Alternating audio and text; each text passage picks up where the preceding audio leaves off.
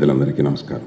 ఈరోజు ప్రత్యేకంగా నేను ఈ ఫంక్షన్స్లో జనరల్గా నాన్నగారికి జరిగే ఫంక్షన్స్లో దూరంగా ఉంటాను. ఇన్ ది సెన్స్ కింద కూర్చొని ఎంజాయ్ చేస్తూ ఉంటాను ఎక్కువ. కానీ నేను మాట్లాడాల్సిన ప్రత్యేకమైన సందర్భం ఏంటంటే, సారిపల్లి కొండలరావు గారు గత 12-13 సంవత్సరాలుగా అల్లు రామలింగయ్య కళాపీఠం మీద రామలింగయ్య గారి జాతీయ పురస్కారం అవార్డుల్ని ఇవ్వడం జరుగుతూ వస్తుంది. అది వారి సౌజన్యంతో ఇక నుండి 2023 వరకు, అనగా అల్లు రామలింగయ్య గారికి 100 ఏళ్ళు వచ్చే వరకు ఇంకొక అకాడమీని స్థాపించి అది ముందుకు తీసుకెళ్లాలని, అల్లు రామలింగయ్య గారి 100 సంవత్సరాలు పూర్తి చేసుకుని ఆ రోజు హైదరాబాదు, అమరావతి, వైజాగ్ పట్టణాల్లో ఈ వైభవాన్ని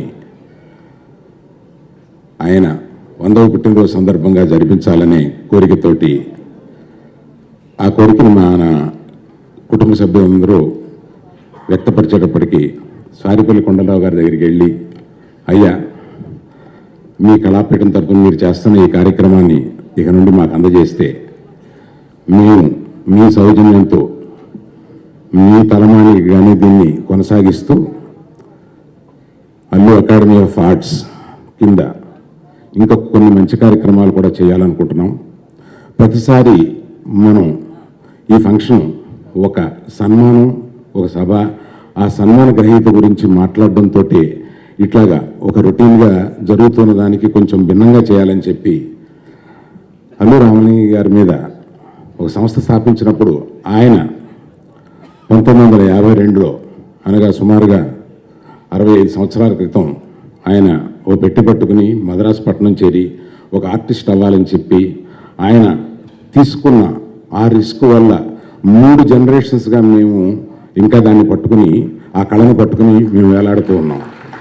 మా 3వ జనరేషన్ కూడా ఈ కళకి కృతజ్ఞతగా ఉండాలంటే దీనికి ఆదిపట్టు ఆయపట్టు అయిన నాటకాన్ని మర్చిపోకుండా ఆ ప్రధానంగా ఆ ఒకరోజు ఆ నాటకం ప్రదర్శించాలని గుమ్మడి గోపాలకృష్ణ గారిని, ఇక్కడే కూర్చున్నారు, వారు ముందుకు రారు, నన్ను గోపాలకృష్ణ గారు నాటకం జరుగుతుంది రమ్మని చూద్దామని చెప్పి డాక్టర్ కృష్ణయ్య గారు, అయ్యా కృష్ణయ్య గారు, మీరు దయచేసి మీరు పైకి రావాల్సిందిగా కోరుతున్నా, ఇందాకే మీరు దాన్ని తిరస్కరించారు.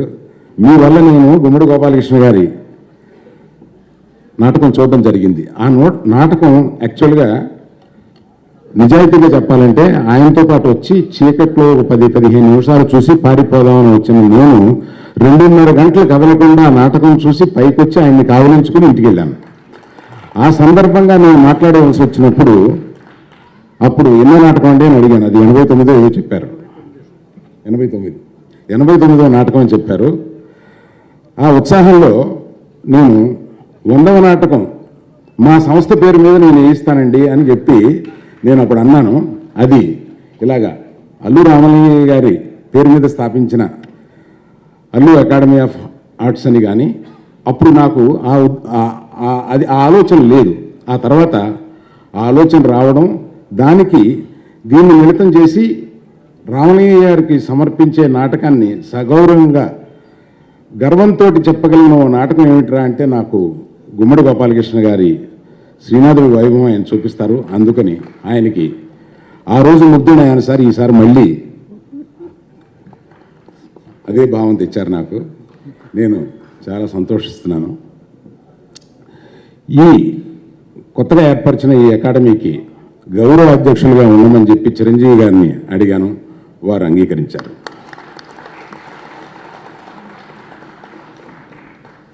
సో దీని మీద ఇక నుండి చేయబోయే కార్యక్రమాలు కానీ మంచి పనులు కానీ త్వరలో మేము చెప్తాము. ఇప్పటికీ మేము ఈ నాటకంతో ప్రారంభించి దీన్ని ముందుకు తీసుకెళ్దామని అనుకుంటున్నాము.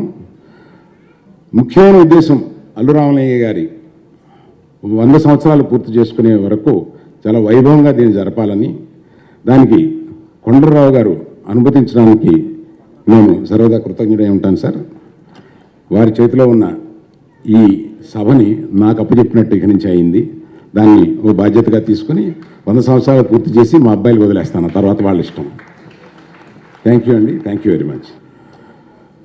ప్రతి సంవత్సరం ఒక అవార్డుని ఒక కళాకారుడికి, ఈ కళకి పరిశ్రమించిన ఒకరికి ఇవ్వడం జరుగుతూ వస్తుంది. అలాగా ఎంతోమంది దర్శకులకి, నటులకి, చాలామందికి ఇవ్వడం జరిగింది. ఈ సంవత్సరం దీన్ని యాక్చువల్గా అనుకున్నప్పుడు దాసరి నారాయణరావు గారికి ఈ సంవత్సరం అవార్డు ఇవ్వాలి అని నిర్ణయించబడింది. కానీ దురదృష్టవశాత్తు ఆయన ఆసుపత్రిలో ఉన్నారు. వారు వస్తారేమోనని ఈ డేట్ని 3 సార్లు జరుపుకుంటూ వచ్చాం. వారు ఆరోగ్యంగా బయటికి వస్తారని డాక్టర్లు చెప్పినా కూడా వస్తారు అనుకుంటూ, కానీ ఇంకొంత టైం పడుతుంది అని చెప్పి వారు అన్నారు. ఈ ఫంక్షన్ పెట్టిన సందర్భంగా ఆయన రాలేకపోయినా కూడా వారి అవార్డుని చిరంజీవి గారు నాకు కొండలరావు గారికి ఇస్తే మేము తీసుకెళ్ళి ఆయన హాస్పిటల్లో అయినా సరే ఉన్నా ఆయన చేతికి ఇచ్చి ఇలా జరిగింది అని చెప్పి చెప్పడానికి, ఈ వీడియో అంతా ఆయన చూపించి రావడానికి నేను తలిచాను అట్లాగా. అందుకని చిరంజీవి గారిని రిక్వెస్ట్ చేసేది ఏంటంటే, ఇనాబ్సెన్షియా అంటే దాసరి నారాయణరావు గారు లేని సందర్భంగా కూడా మాకు ఈ అవార్డు ఇచ్చి మేము తీసుకెళ్ళి దాసరి నారాయణరావు గారికి ఇచ్చేలాగా ఒక సదుపాయం చేయవలసిందిగా కోరుతున్నాను. అది కాకుండా ఈ అల్లు అకాడమీ ఆఫ్ ఆర్ట్స్ని చిరంజీవి గారు వారి చేతులుగా ప్రారంభిస్తారు. ఈ రోజుకి ఇంత అద్భుతంగా వెళుతుంది. ఈ రోజుకి నెంబర్ 1 సంస్థగా ఈ ఫిలిం ఇండస్ట్రీలో ఉంది అంటే దానికి కారణం శ్రీ దాసరి నారాయణరావు గారు ఆనాడు వేసినటువంటి పునాది అని నేను భావిస్తున్నాను.